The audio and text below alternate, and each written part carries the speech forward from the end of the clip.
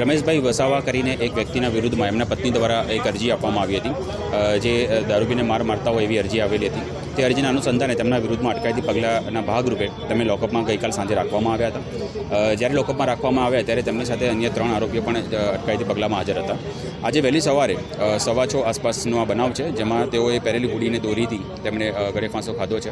અને અત્યારે હાલમાં એસડીએમ સાહેબ, જે એક્ઝિક્યુટિવ મેજિસ્ટ્રેટ છે, એસીપી સાહેબને હાજર રાખવામાં આવ્યા છે અને તેમની હાજરીમાં ઇન્ક્વેસ્ટ થઈ રહ્યું છે. આ બધા પછી આપણે પેનલ પોસ્ટમોર્ટમ માટે પણ આપણે ડેડ બોડીને મોકલી આપીશું અને તમામ પુરાવા આપણે એકત્રિત કરી રહ્યા છીએ. ટેકનિકલ સર્વેલન્સના આધારે, જે આપણી પાસે સીસીટીવી ફૂટેજ છે તેના આધારે, એક્ઝિક્યુટિવ મેજિસ્ટ્રેટનો જે ઇન્ક્વેસ્ટ ભરાશે એના આધારે અને પોસ્ટમોર્ટમના રિપોર્ટના આધારે આપણે આગળ યોગ્ય કાર્યવાહી કરવામાં આવશે. પોલીસ દ્વારા એવી કોઈ પણ માર મારવાનો બનાવ બનેલ નથી. બહુ સામાન્ય ઘટના હતી અને સામાન્ય ઘટના હતી એટલા માટે જ આપણે એને અટકાયતી પગલાંમાં રાખી.